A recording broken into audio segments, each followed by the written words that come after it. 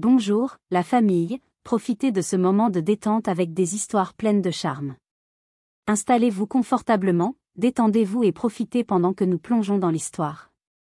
Amaka tambourinait ses doigts manucurés sur le comptoir en marbre de la cuisine et prit une profonde inspiration. Le brouhaha des discussions entre amis et famille dans sa salle à manger lui rappelait pourquoi elle organisait cette fête en premier lieu, c'était son 45e anniversaire.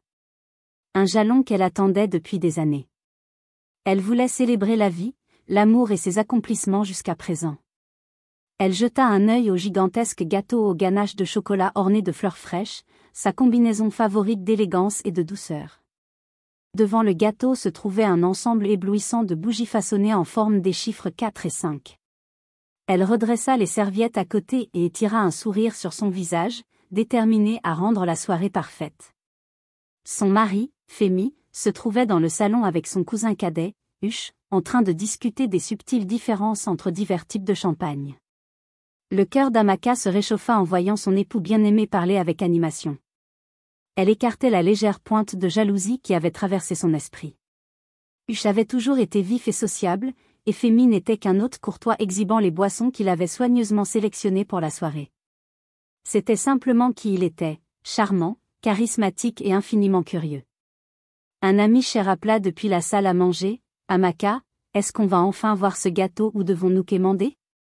Elle rit en lissant sa robe fluide d'un vert émeraude, « Oui, oui, patience mon ami. » Malgré l'afflux de personnes autour d'elle, elle ressentit un moment de calme et de fierté. Elle avait lancé sa propre boutique il y a 5 ans et, bien que le succès fût modeste, cela représentait tout pour elle aujourd'hui, alors qu'elle atteignait ses 45 ans. Elle ne pouvait s'empêcher de repenser au chemin parcouru, un mariage stable de 20 ans, un époux aimant, et une entreprise en pleine croissance. La vie était abondante. Un ami chéri appela depuis la salle à manger, « Amaka, on va enfin voir ce gâteau ou faut-il quémander ?»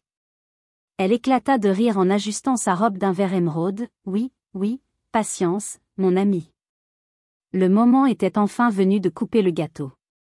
Elle se tenait à la tête de la table, rayonnante, tandis que ses amis chantaient « Joyeux anniversaire ». Femi posa doucement sa main sur sa taille, souriant pour l'appareil photo.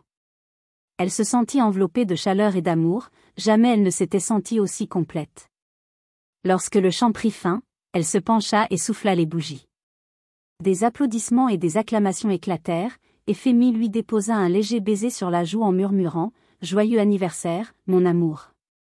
Sa voix portait une étrange tremblote, mais elle l'ignora, supposant qu'il était simplement ému par ce moment de fête.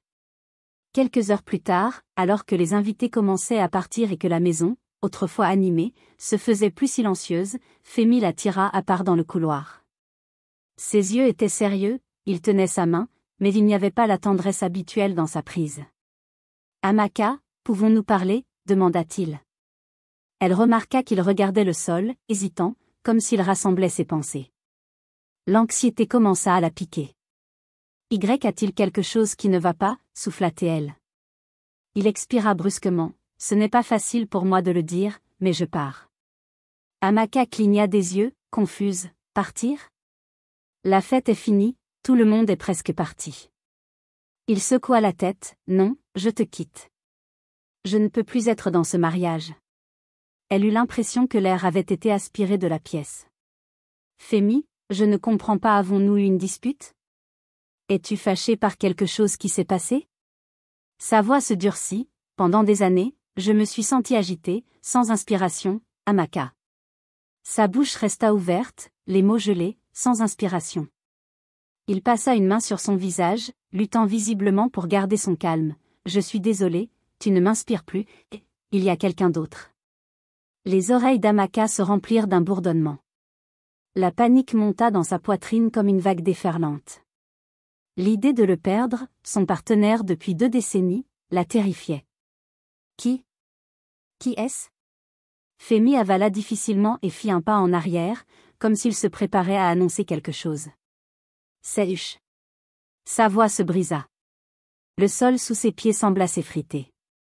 Des images se bousculèrent dans son esprit, son cousin riant avec elle, eux partageant des secrets à l'adolescence, Hush faisant un toast plus tôt dans la soirée. Comment quelque chose d'aussi impensable pouvait-il être vrai ? Il hocha la tête, les yeux embués de regret. Je sais ce que tu penses, mais je ne peux plus faire semblant. Soudain, Amaka se rendit compte que le silence dans la maison n'était pas si silencieux. Quelqu'un à proximité poussa un cri étouffé, peut-être un ami revenu chercher un sac oublié, confirmant que la nouvelle s'était échappée de leur conversation privée. Sa gorge se dessécha. Quand est-ce que cela a commencé? Femi se tortilla, mal à l'aise. Je ne veux pas entrer dans les détails, mais ce n'est pas juste une aventure. C'est réel. Je dois suivre mon cœur. Un mélange intense de colère et de chagrin envahit Amaka. Pendant un instant, elle envisagea de le gifler ou de crier, mais elle était trop stupéfaite pour bouger. Sa poitrine se serra et elle sentit des larmes brûler ses yeux. Femi posa doucement sa main sur son épaule. Je vais emballer quelques affaires. Nous devrions parler quand tu seras plus calme. Elle se dégagea. Sors d'ici. Il la regarda une dernière fois. Je suis désolée. En étouffant ses sanglots, Amaka se retourna et marcha vers la chambre, s'y enfermant. Elle s'effondra sur le lit. Dehors, elle entendit des bribes de voix alarmées, peut-être de son meilleur ami ou des voisins qui étaient restés, mais elle ne pouvait supporter l'idée de faire face à qui que ce soit. L'image de Femi partant avec sa petite valise, le portrait mental de lui passant de ses bras à ceux de son cousin, s'imprima dans sa mémoire. L'horloge sur sa table de chevet affichait 1h27 am. Elle la fixa, remarquant chaque minute qui passait, luttant contre un chagrin déchirant qui menaçait de la dévorer. Son téléphone bourdonnait incessamment de notifications et de textos, mais elle les ignora. Cette nuit, qui aurait dû marquer un moment de joie, fut le théâtre de l'effondrement de son monde par cet mot prononcé par l'homme qu'elle croyait être son âme sœur. Tu ne m'inspires plus. Je pars. Les rayons du soleil traversèrent les rideaux ouverts le lendemain matin, mais ils ne purent illuminer l'esprit d'Amaka. Elle avait passé la nuit entière dans un état de demi-conscience, se réveillant en sursaut à chaque demi-sommeil, comme si son corps refusait de lui accorder la paix. La trahison humiliante se répétait en boucle, la hantant tel un disque rayé. À midi, elle se força à sortir du lit pour consulter son téléphone. Des textos de membres de la famille s'y trouvaient. Sa mère envoyait un message inquiet, Théo laissait des messages vocaux frénétiques, et quelques amis présents à la fête la contactaient. Elle redoutait de les lire. Les rumeurs et les commérages devaient fuser comme une traînée de poudre. Amaka sentit un profond sentiment de honte en se rappelant les visages stupéfaits des invités qui avaient vu Femi partir avec à peine une valise. Elle s'imaginait déjà des membres de sa famille bavardant sur l'homme qui avait abandonné sa femme de 20 ans, et pire encore, son propre cousin. Même une douche chaude ne parvenait pas à atténuer sa tension. L'eau qui coulait sur son visage semblait prolonger les larmes déjà versées. S'enveloppant dans une épaisse serviette, elle s'arrêta devant le miroir. Elle n'avait pas pris la peine d'enlever son maquillage de la veille, et son mascara était tout barbouillé autour de ses yeux, lui donnant un air hanté. Elle se regarda, repensant aux mots de Femi, « Tu ne m'inspires plus ». Une nouvelle vague d'humiliation la submergea. Elle tenta de déterminer le moment exact où leur mariage avait perdu son étincelle. Était-ce après qu'ils se soient installés dans leur routine? Avait-elle trop misé sur sa boutique au détriment de ses besoins émotionnels? Un timide coup à la porte la surprit. C'était Théo, qui, sans attendre d'être invité, entra en murmurant doucement son nom. Amaka sortit de la salle de bain, les yeux encore gonflés.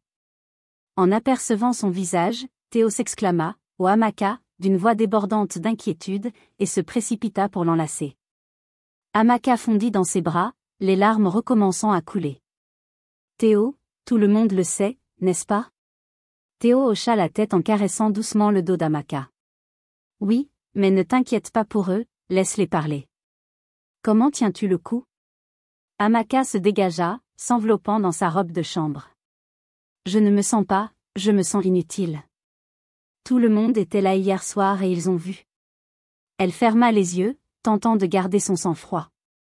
Ils l'ont vu partir sans même une explication, et c'est Huche, mon cousin. La honte est insupportable. Théo s'assit au bord du lit, tapotant un espace à côté d'elle. « Écoute, tu n'as rien fait de mal. C'est lui qui a pris cette décision. Tu n'as aucune raison d'avoir honte. Tous ceux qui t'aiment vraiment voient cela pour ce que c'est, son erreur. » Amaka expira, tremblante. Ça fait mal. 20 ans, une vie entière ensemble. Comment a-t-il pu me faire ça le jour de mon anniversaire? C'est cruel. Théo lui serra doucement la main. Nous sommes tous sous le choc, crois-moi, mais l'essentiel est de prendre chaque jour comme il vient. Si tu as besoin de quoi que ce soit de nourriture, d'aide pour la boutique, fais-le-moi savoir, et s'il te plaît, ne te renferme pas. Un long silence s'installa. Amaka regarda l'espace vide dans son placard, là où étaient les vêtements de Femi. Il était vraiment parti. Ce n'était pas un cauchemar dont elle se réveillerait soudainement. Tout le monde n'arrête pas de m'appeler. Murmura-t-elle, levant son téléphone pour montrer à Théo l'avalanche de messages. Je ne veux parler à personne. Théo dit doucement, éteins ton téléphone, tu n'es pas obligé de répondre, mais promets-moi de ne pas m'enfermer, d'accord? Nous sommes amis depuis notre adolescence. Amaka hocha la tête, la voix tremblante. Tu es la seule en qui j'ai confiance en ce moment. Une fois Théo parti, promettant de prendre de ses nouvelles plus tard, Amaka se laissa retomber sur son lit en fixant le plafond. Elle tentait de comprendre, le choc, l'humiliation, la douleur de la trahison par son mari et son cousin. Il y aurait encore plus à affronter, les complications juridiques, les confrontations familiales, et le lent et douloureux démantèlement de son monde autrefois stable. La porte d'entrée grinça en s'ouvrant, puis se referma rapidement. Elle se tendit, pensant que Femi était revenu, mais ce n'était qu'un nouvel envoi de nourriture accompagné d'une petite note disant « Je t'aime, mon ami. Je suis toujours là pour toi. » Pour la première fois depuis l'annonce dévastatrice, Amaka esquissa un léger sourire, bien que la douleur dans sa poitrine refusa de s'estomper. Elle se sentit meurtrie, humiliée et terriblement seule. Tout ce qu'elle pouvait faire, c'était attendre l'arrivée de l'obscurité, en espérant qu'avec un nouveau jour, elle trouverait un chemin à suivre. Mais pour l'instant, elle se retrouvait à rejouer chaque moment de son mariage, cherchant où tout avait irrémédiablement mal tourné. Une semaine plus tard, Amaka était assise à sa table à manger, sirotant une tasse de thé tiède. Elle avait oublié de finir son breuvage. Sa maison, autrefois élégante, paraissait étrangère sans le sifflement joyeux de Femi ni la présence réconfortante de ses lunettes de lecture, laissées négligemment sur le canapé. Le silence pesait sur elle tel un visiteur indésirable. Elle parcourait les réseaux sociaux pour se distraire, mais une vague d'amertume noua son estomac lorsqu'elle vit une photo de Hush exhibant une paire de stilettos roses vifs et évoquant une nouvelle saison dans sa vie. Bien qu'Hush n'ait pas explicitement posté de photos avec Femi, tout le monde dans la famille savait qu'ils étaient ensemble. La blessure dans le cœur d'Amaka due à la trahison restait vive, et chaque mention de son cousin amplifiait sa douleur. Elle décida d'éviter les réseaux sociaux pendant un moment, désactivant les notifications et se déconnectant de ses comptes. C'était trop difficile de supporter de voir Femi en arrière-plan dans la vie des autres ou de lire des commentaires cryptiques de leurs amis communs qui contournaient le scandale. Pourtant, avec ou sans réseaux sociaux, Amaka ne pouvait échapper à ses pensées. Chaque fois qu'elle essayait de dormir, les souvenirs de la confession de Femi se rejouaient sans cesse, rendant le repos impossible. Finalement, elle se rendit à sa boutique, espérant y trouver un peu de réconfort dans le travail. Elle avait ouvert l'entreprise par passion pour la mode et le design, mais elle n'avait rien créé de nouveau depuis des mois. Les ventes avaient chuté, et beaucoup de ses clients réguliers remarquaient son absence ainsi que le manque de nouveautés.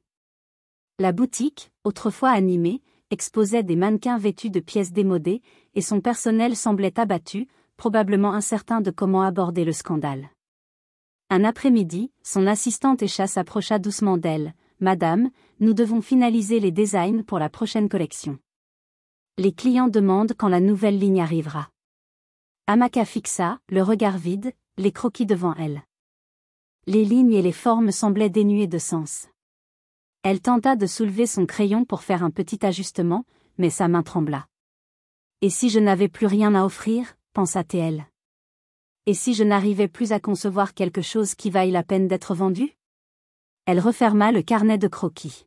« Je ne suis pas prête, » murmura-t-elle. Esha fronça les sourcils, inquiète. « D'accord, madame, mais faites-moi signe quand vous serez prête à reprendre. Nous sommes tous là pour vous aider. » « Merci, » répondit Amaka doucement, se sentant submergée. Les jours suivants se confondirent. Elle passa plus de temps chez elle, ignorant les appels de sa mère et de ses frères et sœurs. Ceux qui tenaient à elle voulaient lui offrir leur sympathie, mais elle se sentait honteuse, craignant qu'ils ne la jugent en secret ou ne la prennent en pitié. La dernière chose qu'elle désirait était de s'effondrer devant quelqu'un d'autre. Chaque fois qu'elle jetait un coup d'œil à son reflet, elle se rappelait les mots accablants de Femi, « Tu ne m'inspires plus ». Elle avait l'impression d'avoir perdu cette étincelle, cette qualité intangible qui la distinguait autrefois. Le doute s'insinuait dans chaque recoin de son esprit, lui murmurant qu'elle était dépassée, vieille et incapable de susciter l'enthousiasme ou la passion, que ce soit dans une relation ou dans la mode.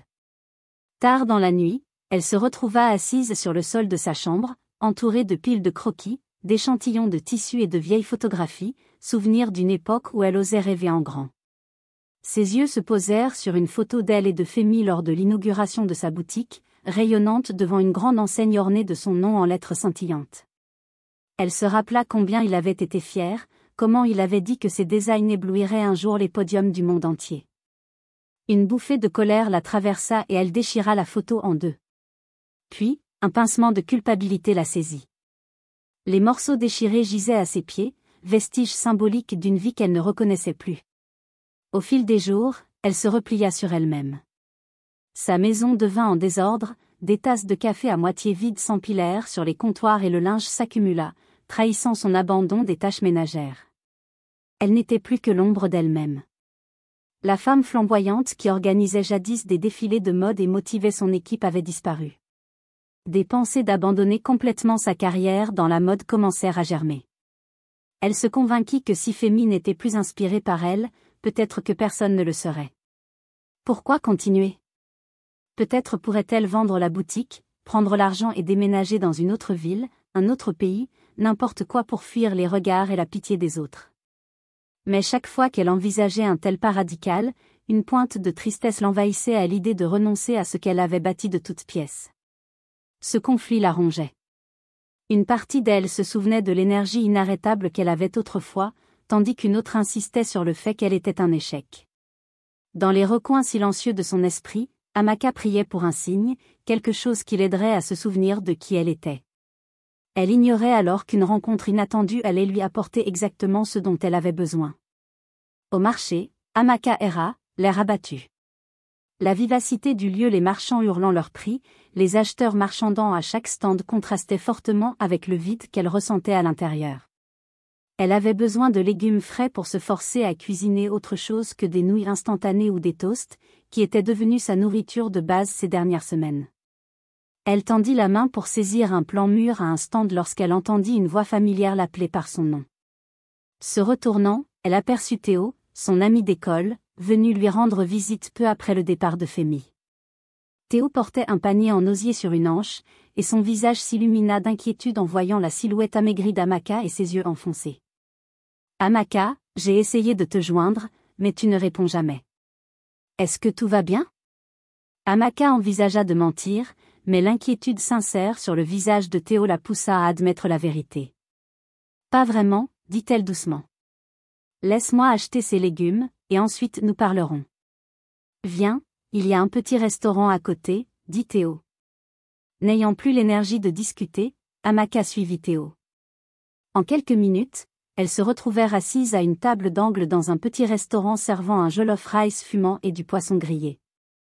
L'arôme chatouillait les narines d'Amaka, mais son appétit restait absent. Théo commanda pour elles deux, puis se tourna vers Amaka avec un sourire bienveillant. « Parle-moi, comment fais-tu face ?» Amaka tripota sa serviette. « Honnêtement, je n'arrive pas, tout semble détraqué.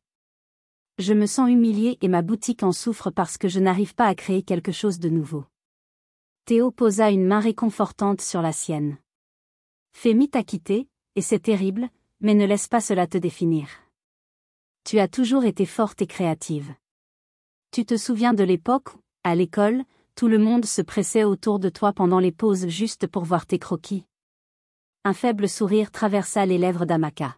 « Ce n'étaient que des dessins d'adolescente, mais ils étaient à moi. » « Exactement, » insista Théo, « et tu as emporté ce talent jusqu'à l'âge adulte en ouvrant une boutique que beaucoup admirent. Tu as du talent, Amaka. Le choix de quelqu'un de partir ne change rien à cela. » Amaka expira, vacillante. « Ça fait tellement mal. 20 ans, une vie entière ensemble. Comment peut-il me faire ça, le jour de mon anniversaire? C'est cruel. Théo lui serra doucement la main. Nous sommes tous sous le choc, crois-moi, mais l'essentiel est de prendre chaque jour comme il vient. Ils finirent leur repas, et Théo insista pour raccompagner Amaka chez elle, l'aidant à porter les légumes. En marchant, Théo se tourna vers son ami. « Ferais-tu une chose pour moi? » « Laquelle? » demanda Amaka. « Retourne à la création, même si c'est juste un croquis par jour. Promets-moi simplement que tu essaieras. C'est ce que tu es au fond, et je ne supporte pas de te voir dépérir sans cela. » Amaka ressentit une étincelle dans son cœur. Elle n'avait pas pris un crayon pour créer quelque chose de nouveau depuis des semaines. L'idée la terrifiait, mais une part d'elle aspirait à retrouver cette étincelle. « D'accord, » murmura-t-elle. « J'essaierai. » Ce même soir, après le départ de Théo, Amaka se retrouva seule dans son salon. Elle alluma une bougie parfumée et rassembla ses vieux outils d'art crayons de couleur, fusain, marqueur et déposa une feuille blanche sur sa grande table en bois, la fixant pendant ce qui lui sembla une éternité. Son esprit était un enchevêtrement de pensées, images de Fémy et d'Ushrian, souvenirs de son mariage, éclats de rêves d'enfance. Soudain, son crayon effleura le papier presque de lui-même.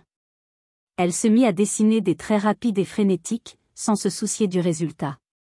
Quelque chose en elle se fissura, et elle versa sa colère, sa confusion et son chagrin en formes anguleuses et en volutes audacieuses. Chaque trait était une libération. Lorsqu'elle releva les yeux, 2 heures s'étaient écoulées et un dessin brut et expressif avait pris forme. Elle n'était pas tout à fait sûre de ce que c'était, peut-être une robe, peut-être une abstraction, mais cela semblait vivant. Elle effleura doucement le dessin, stupéfaite d'avoir retrouvé la capacité de créer. Une mince lueur de soulagement monta en elle. Théo avait raison, la création était au cœur de son être, peu importe qui restait ou partait. Peut-être avait-elle perdu de vue cela dans la douleur, mais alors que les lignes sur la page brillaient sous la douce lumière, elle sentit renaître une étincelle d'espoir. Ce n'était qu'un début, mais c'était suffisant pour lui rappeler qu'elle avait encore un but, un don. Jour après jour, Amaka retourna à son carnet de croquis. Au début, elle passait seulement quelques minutes chaque matin, rassemblant peu à peu le courage de laisser ses émotions s'exprimer sur le papier. Fidèle à sa promesse, Théo l'appelait régulièrement pour prendre de ses nouvelles, l'encourageant à persévérer. Chaque dessin devenait une petite victoire contre cette voix intérieure qui lui disait qu'elle n'était plus assez bonne ou créative. Au fur et à mesure que ses croquis s'accumulaient, Amaka remarqua un motif. Les robes, costumes et ensembles qu'elle esquissait différaient de ses collections précédentes. Ils étaient plus audacieux, utilisant des angles tranchants et des broderies complexes qui racontaient une histoire de douleur, de résilience et de transformation. Elle se rendit compte qu'elle canalisait sa propre douleur dans les tissus. Elle commença un journal en parallèle, y notant des mots capturant ses émotions: trahison, renaissance, chagrin, empowerment, qui guidaient ses choix de couleurs et de textures, des bleus profonds pour le chagrin, des rouges intenses pour la renaissance, et des accents métalliques pour l'empowerment. Environ un mois plus tard, Théo passa à la boutique sans prévenir. Elle trouva Amaka penchée sur son espace de travail, entourée de papiers épars et d'échantillons de tissu. Un design à moitié terminé était épinglé sur un mannequin. Théo s'exclama, émerveillé, « Ça a l'air incroyable. » Amaka la regarda, une lueur de fierté dans les yeux. « Je suis encore en phase d'expérimentation, mais je sens que quelque chose change. Je n'ai pas été aussi excitée par mon travail depuis longtemps. » Théo passa ses doigts sur le tissu drapé. On peut sentir l'émotion dans chaque point. C'est ça, la mode, raconter une histoire. As-tu pensé à exposer ces pièces quelque part? Un rire nerveux s'échappa des lèvres d'Amaka. Je n'ai rien exposé depuis un moment, mais il y a une foire de mode communautaire le mois prochain. C'est modeste, mais les gens sont toujours curieux de découvrir de nouveaux designers, ou d'anciens designers avec un nouveau twist. Théo applaudit. C'est ça.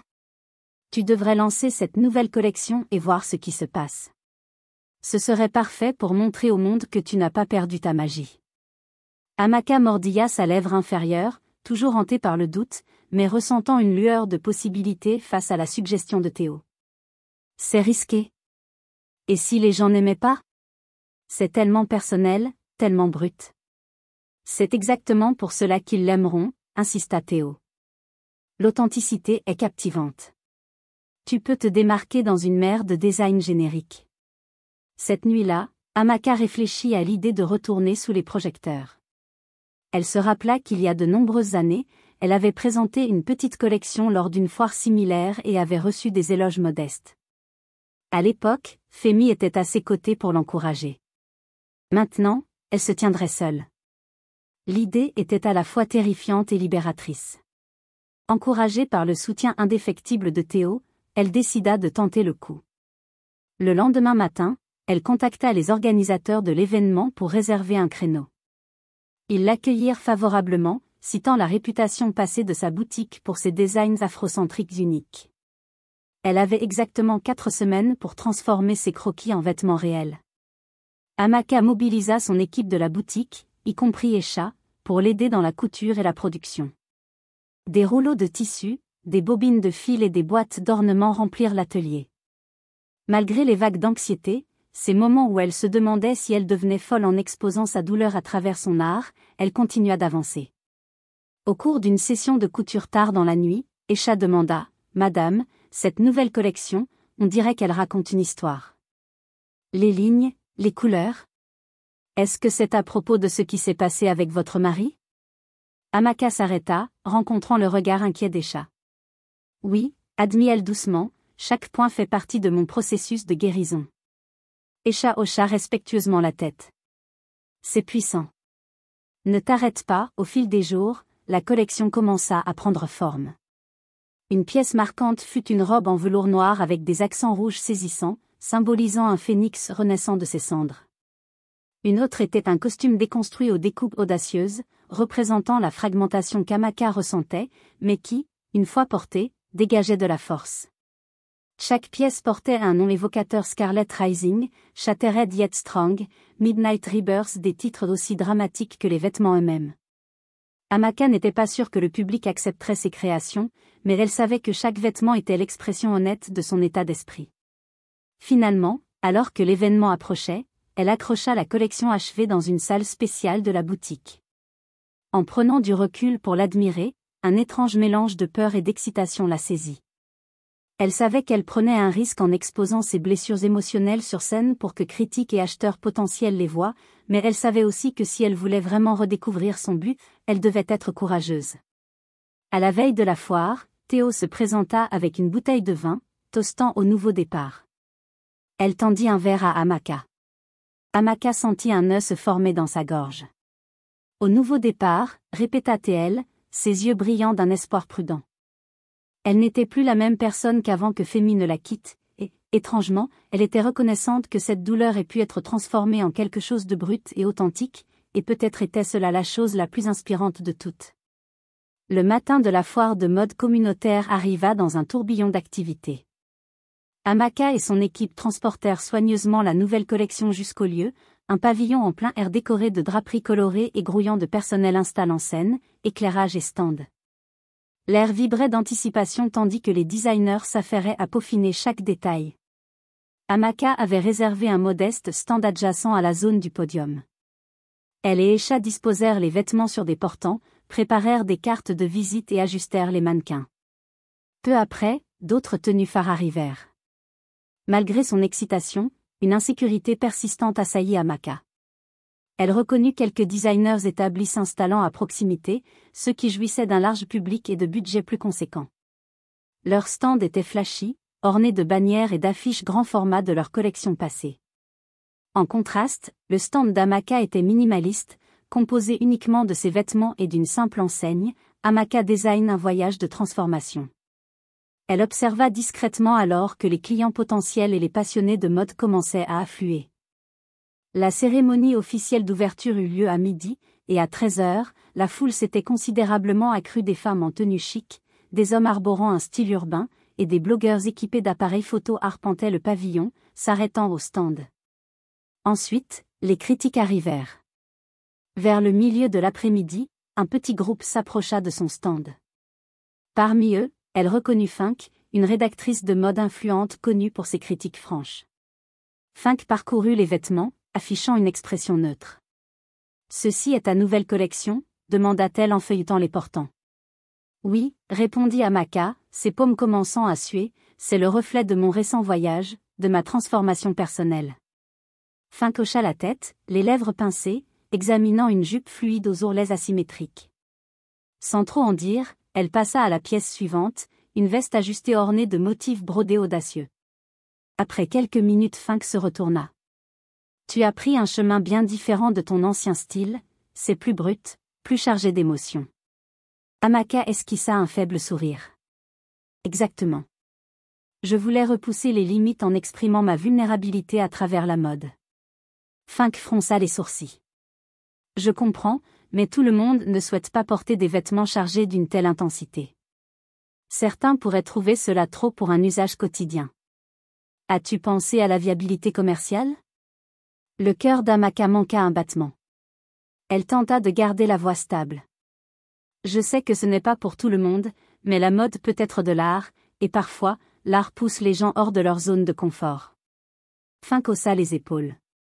Tu as raison, d'un point de vue critique, cela pourrait aliéner certains acheteurs qui préfèrent la simplicité et la subtilité. J'ai hâte de voir la réaction du public.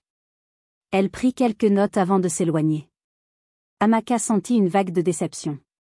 Sa peur du rejet reprit, murmurant qu'elle avait peut-être trop exposé son âme. Peu après le départ de Fink, une autre blogueuse, Camilla, connue pour son style flamboyant et son amour des pièces marquantes, arriva. En apercevant la robe phénix en velours noir, ses yeux s'illuminèrent. « Oh, waouh !» s'exclama-t-elle, « c'est éblouissant.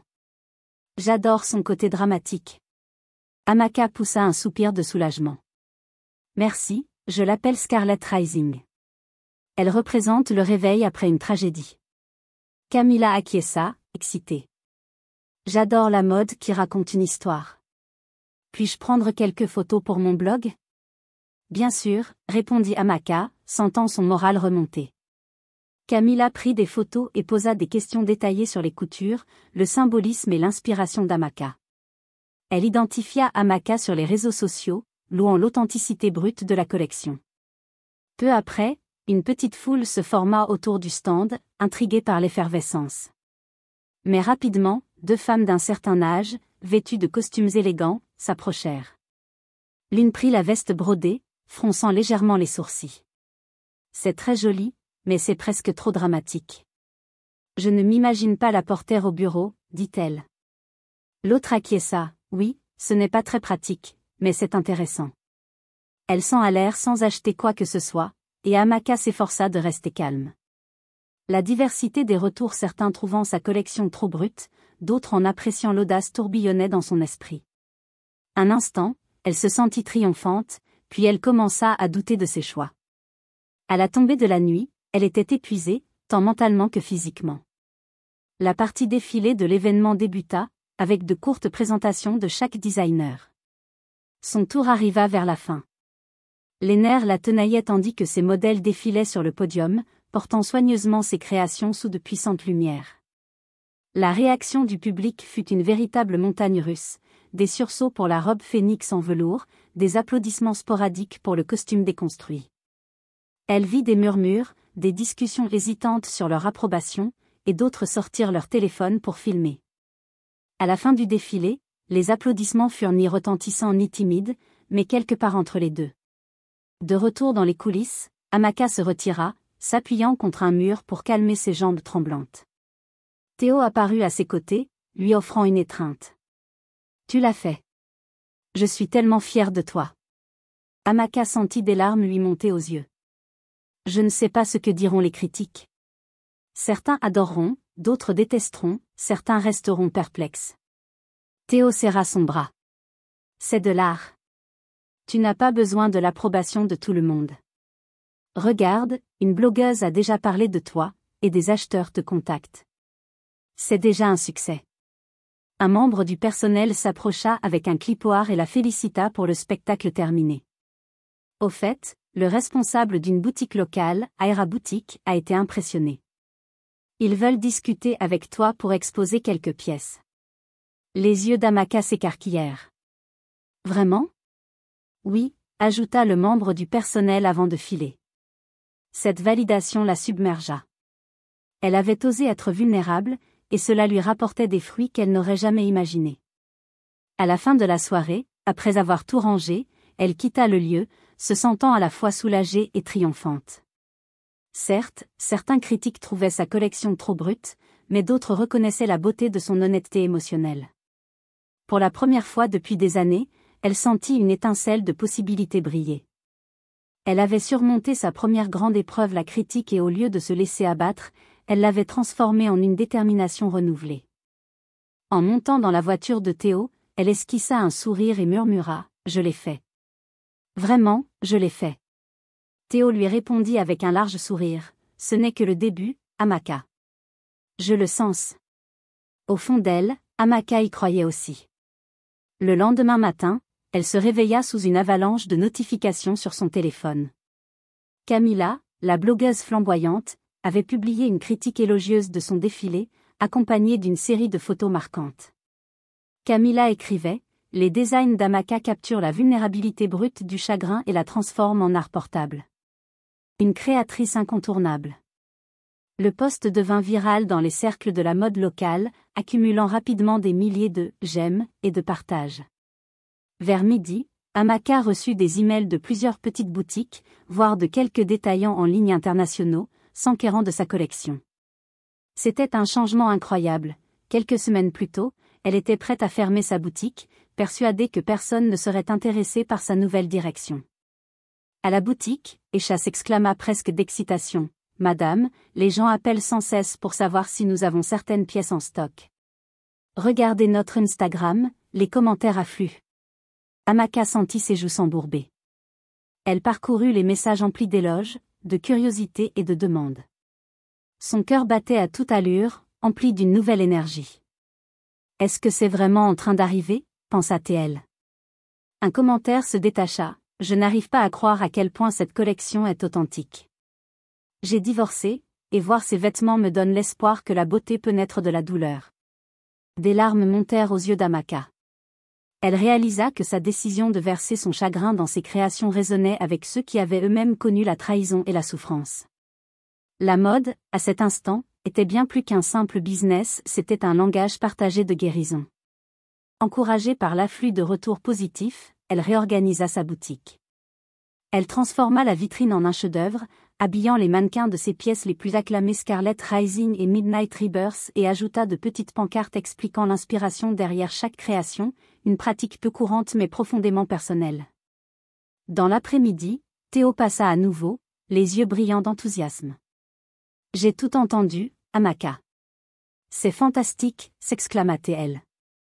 C'est surréaliste. » « Eh bien, crois-moi, c'est la réalité, » répondit Théo. « Tu mérites ça. Dis-moi, tu célèbres ce soir ? » Pas d'excuse, je n'accepte pas un non. Ce soir-là, Théo, Esha et quelques amis proches se rassemblèrent à la boutique pour une petite célébration improvisée après la fermeture. Ils trinquèrent au champagne, grignotèrent des amuse-bouches, tandis qu'une musique douce jouait en arrière-plan. Pour la première fois depuis son 45e anniversaire, Amaka se sentit réellement heureuse, libérée du spectre du départ de Femi. Vers la fin de la soirée, Théo insista pour porter un toast. Elle leva son verre et se tourna vers Amaka. « Je connais cette femme depuis qu'elle était une adolescente timide, griffonnant des robes dans ses cahiers. Nous l'avons vue transformer sa passion en réalité, et même si la vie lui a jeté un défi, elle a canalisé toute cette douleur en quelque chose d'audacieux et de magnifique. Amaka, tu es la preuve vivante que l'on peut transformer le chagrin en article à toi, et à l'avenir radieux qui t'attend. » Des acclamations retentirent, et Amaka sentit une profonde gratitude inonder sa poitrine. Elle comprit qu'elle n'était plus définie par le jour où Femi l'avait quittée le jour de son anniversaire. Elle forgeait une nouvelle identité, faite de résilience face au chagrin. Dans les semaines qui suivirent, sa collection continua de gagner en traction. Sa présence sur les réseaux sociaux explosa et des journalistes de mode locaux sollicitèrent des interviews. Elle reçut même un email d'une émission régionale sur le style de vie lui demandant de parler de son travail. Chaque nouvelle invitation confirmait qu'à 45 ans, loin d'être dépassée, elle prospérait dans un tout nouveau chapitre de sa vie. Tout au long de cette période, Théo resta à ses côtés, toujours présente pour la soutenir. Pourtant, dans les moments de solitude, Amaka pensait parfois à Femi et à Hush. Elle se demandait ce qu'il ressentait face à son succès soudain. Savait-il qu'elle avait émergé plus forte que jamais?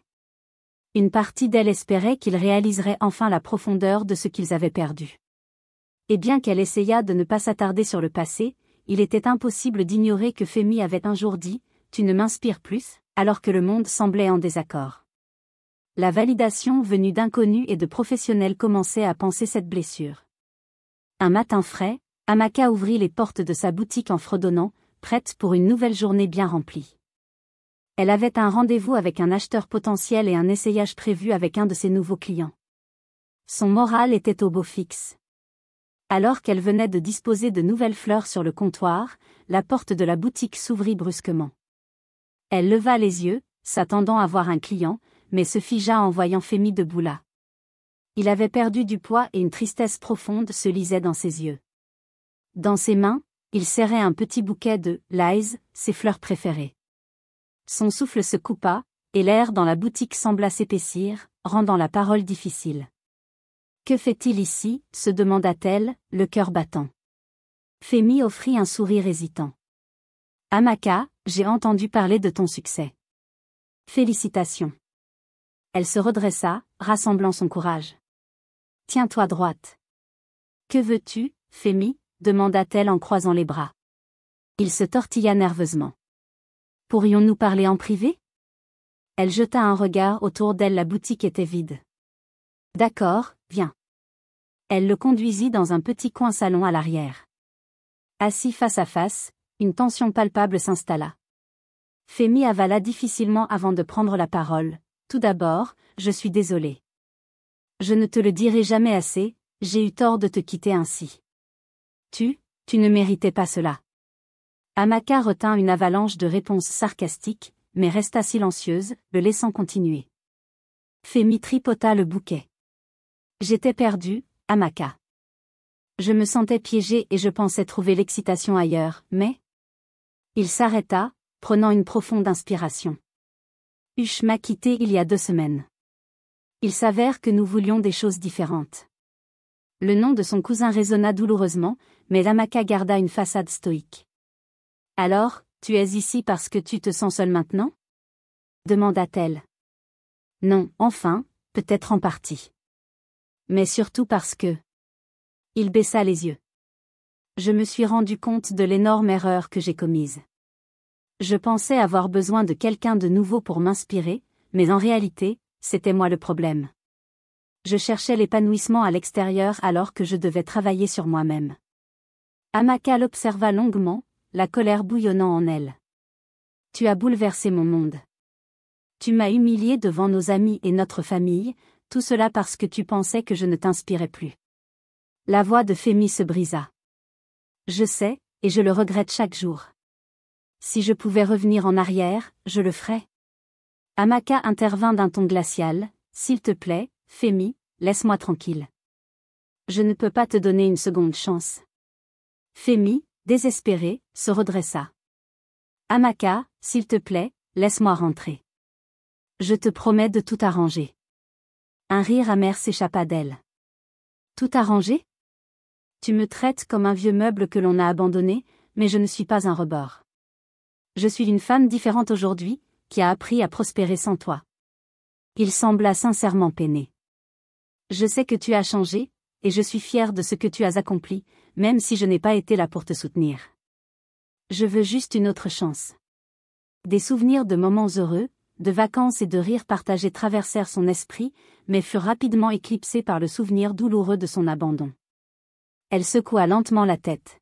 « Je ne pense pas pouvoir te donner cette chance. » Femi murmura, la voix tremblante, « Amaka, je t'en supplie. » Elle leva la main, ferme, « Arrête. Je veux que tu comprennes que je ne suis plus la femme que tu as quittée. J'étais brisée, oui, mais j'ai reconstruit ma vie, et cela n'inclut pas de te reprendre. » Des larmes scintillèrent dans ses yeux. Pendant un instant, elle éprouva une pointe de pitié, puis se rappela les innombrables nuits passées à pleurer, à douter de sa valeur, de son corps, à cause de tes mots. Fini. Femi chuchota, la voix tremblante, « Je suis désolée, Amaka. Vraiment désolé. Sans un mot de plus, il se leva, déposa le bouquet de « lies » sur une table proche et quitta, disparaissant dans la rue. L'atmosphère dans la boutique s'allégea, remplacée par un profond sentiment de soulagement et de clôture. Amaka fixa le bouquet de « lies », incertaine de le garder ou de le jeter. Une partie d'elle voulait le balancer immédiatement, mais une autre se rappela qu'elle n'était plus la victime qu'elle avait été. Elle était plus forte, avait affronté son passé et refusait de laisser cela entraver son avenir. À cet instant, elle sut qu'elle n'avait besoin ni de l'approbation de Femi ni de celle de qui que ce soit pour se sentir digne. Cette réalisation était plus puissante que n'importe quelle excuse qu'il aurait pu offrir. La nouvelle de sa collection triomphante se répandit, et bientôt, elle fut inondée d'invitations à collaborer. Plusieurs designers locaux respectés la contactèrent, proposant des défilés communs ou des pop-up shops. La boutique qui l'avait approchée lors de la foire communautaire, Aera Boutique, passa une commande conséquente, faisant exploser les revenus de sa boutique. Cette vague soudaine d'opportunités était exaltante, presque comme un rêve qu'elle avait chéri autrefois, sans jamais croire qu'il se réaliserait. Les gens sollicitaient son avis sur les tendances à venir, et sa boîte mail débordait d'invitations à intervenir lors de conférences sur l'autonomisation des femmes et d'ateliers créatifs. Amaka fut d'abord hésitante à parler en public, mais Théo la convainquit, les gens veulent entendre ton histoire parce qu'elle est vraie. Ainsi, avec un mélange de nervosité et d'excitation, Amaka accepta quelques engagements pour prendre la parole. Lors de son premier événement, devant environ 50 personnes, principalement des femmes de divers âges, elle se tint devant un micro glissant, le cœur battant à tout rompre. Mais dès qu'elle commença à raconter son parcours, comment elle avait transformé son chagrin en créativité, elle vit des têtes hochées en signe de compréhension, des larmes montées dans des yeux compatissants. « Je pensais que ma vie était terminée, dit-elle, la voix légèrement tremblante. Je me sentais inutile, comme si je n'avais plus rien à offrir. Mais dans cette obscurité, j'ai trouvé une lumière en moi, ma passion pour la création. Elle m'a rappelé qui j'étais avant de me définir à travers quelqu'un d'autre. » Lorsqu'elle eut terminé, la salle éclata en applaudissements, et une file de femmes vint lui parler, partageant leurs propres histoires de divorces difficiles, de pertes d'emplois dévastatrices, de chagrin d'avoir perdu un être cher. Chacune la remerciait de leur avoir montré que le renouveau était possible. Amaka quitta l'événement avec un sentiment de but qui dépassait la simple vente de vêtements. Elle comprit que son histoire pouvait aider les autres. Pendant ce temps, sa marque gagna en visibilité médiatique. Des magazines de mode sollicitèrent des interviews, la mettant en avant sur leur couverture en tant que créatrice qui avait surgi des cendres. Même si la célébrité parfois lui semblait accablante, Amaka l'embrassa, souhaitant utiliser sa plateforme pour inspirer les autres à trouver leur force face à l'adversité. Elle commença également à collaborer avec d'autres designers pour organiser des défilés sur des thèmes tels que l'empowerment, la résilience et les secondes chances, invitant des designers émergents qui n'avaient pas encore la visibilité qu'elle avait acquise. Lors d'un de ces défilés, organisé dans une somptueuse salle de bal d'hôtel, Théo aperçut Amaka debout à l'écart, observant les mannequins défiler dans ses pièces collaboratives. Théo s'approcha et lui tapota l'épaule. « Et, on dirait que tu es ailleurs dans tes pensées, » plaisanta-t-elle. Amaka sourit, fixant la scène. « Je repensais, je n'aurais jamais imaginé que mes designs serviraient de véhicule à des messages comme celui-ci. Avant, je créais simplement par amour pour la beauté, mais maintenant, j'ai l'impression de faire partie de quelque chose de plus grand. » « Et comment te sens-tu à ce sujet ?» demanda Théo. « C'est incroyable, » répondit-elle. « Et cela me rappelle que, parfois, les pires épreuves ouvrent la voie à une nouvelle lumière. » Théo la taquina en lui disant que cela ressemblait à un discours de conférence, et Amaka éclata de rire, envisageant peut-être de le faire un jour. Pourtant, malgré sa montée en popularité, Amaka resta humble. Elle se souvenait des innombrables moments où elle avait douté de sa valeur, où les mots de Femi l'avaient presque convaincue qu'elle n'avait plus rien à offrir. Désormais, elle voulait être la preuve vivante pour d'autres que, après le chagrin, une nouvelle vie pouvait commencer. Lorsque, enfin, elle put parler à sa mère et à ses frères et sœurs, inquiets pour elle, elle les rassura, « Je vais bien, je suis mieux que bien, en fait. » Ils exprimèrent leur soulagement et leur fierté, et bien que le souvenir de la trahison de Femi planait encore en arrière-plan, il ne définissait plus chacune de ses pensées. Comme le dernier mannequin défilant, portant une somptueuse robe dorée co-conçue par Amaka et un jeune talent prometteur. La foule applaudit, les caméras cliquaient, et les blogueurs prenaient des notes sur leur téléphone. Amaka, sous les projecteurs qu'elle redoutait jadis, sentit une vague de gratitude l'envahir. Elle avait transformé sa douleur en un but, et ce faisant, avait découvert un avenir plus lumineux que tout ce qu'elle avait imaginé. Quelques mois plus tard, Amaka se tenait sur le sol en marbre poli de sa toute nouvelle boutique phare, sentant le poids de l'accomplissement se poser chaleureusement sur ses épaules. Une élégante enseigne au-dessus de l'entrée affichait « House Phoenix Boutique », un clin d'œil au thème de la Renaissance qui avait marqué son parcours. À l'intérieur, des mannequins présentaient ses pièces emblématiques, motifs audacieux, silhouettes innovantes, et broderies complexes qui étaient devenues sa signature. La décoration était un mélange raffiné d'éléments modernes et traditionnels africains, avec des paniers tissés remplis de tissus colorés, des luminaires épurés suspendus, et dans un coin, une installation artistique représentant un phénix en plein vol. Mais il y avait plus dans cette boutique que de la mode. Un salon de mentorat avait été aménagé à l'arrière, où elle prévoyait d'organiser des ateliers gratuits pour les jeunes designers, leur offrant des ressources qu'elle avait autrefois dû chercher. Elle avait déjà planifié des sessions enseignant, de la couture de base aux aspects commerciaux de la mode. Ce jour d'inauguration, la boutique débordait de visages enthousiastes, amis, familles, clients et nouveaux supporters qui avaient suivi son histoire en ligne. Une petite scène avait été installée près de l'entrée pour la cérémonie de coupe du ruban. Théo se tenait à ses côtés, rayonnante, vêtue d'une des nouvelles créations épurées d'Amaka. « Je me souviens encore de l'époque où ton salon était rempli de chutes de tissu, » dit-elle d'une voix nostalgique. « Regarde-toi maintenant. » Amaka balaya son regard autour d'elle, des larmes scintillant dans ses yeux. « C'est incroyable, c'est surréaliste. » Un membre du personnel lui tendit une paire de ciseaux dorés. La foule se tut en anticipation alors qu'elle s'avançait vers le ruban. Avant de le couper, elle se tourna vers l'assemblée et déclara « Je tiens à remercier chacun de vous qui a cru en moi, même quand je ne croyais pas en moi-même. Cette boutique n'est pas seulement une affaire de mode, c'est un symbole de résilience, de la conviction qu'en nos moments les plus sombres, nous pouvons trouver quelque chose pour lequel nous nous battons. » Elle marqua une pause, repensant à son parcours depuis son 45 anniversaire, au chagrin, à la solitude, aux nuits de désespoir qui l'avaient menée ici. Plus important encore, je souhaite que cet espace soit un havre de créativité, un lieu de seconde chance, où nous pourrons tisser nos histoires de vie. Sur ces mots, elle coupa le ruban, déclenchant une avalanche d'applaudissements. Les gens affluèrent dans la boutique, admirant les collections, discutant avec le personnel et félicitant Amaka. Une reporter de télévision locale l'interviewa sur le vif, et elle répondit avec une assurance qu'elle n'aurait jamais cru retrouver. Au milieu de l'événement, Amaka prit un moment pour se tenir seule, absorbant l'atmosphère. Elle vit Esha guider un groupe de clients curieux, Théo rire avec un journaliste, et un jeune designer s'émerveiller devant ses créations. Son cœur se remplit d'émotions.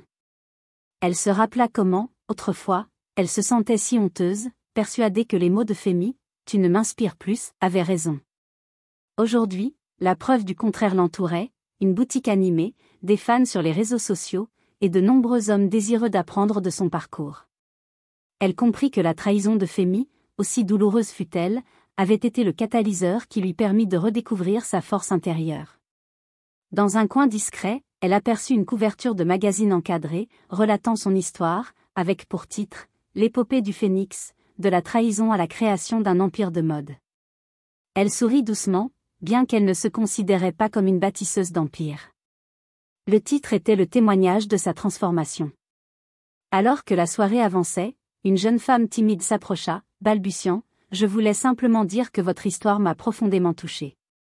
J'ai quitté une relation abusive il y a quelques mois, et voir votre succès me donne l'espoir que je peux reconstruire ma vie. » Amaka serra doucement sa main.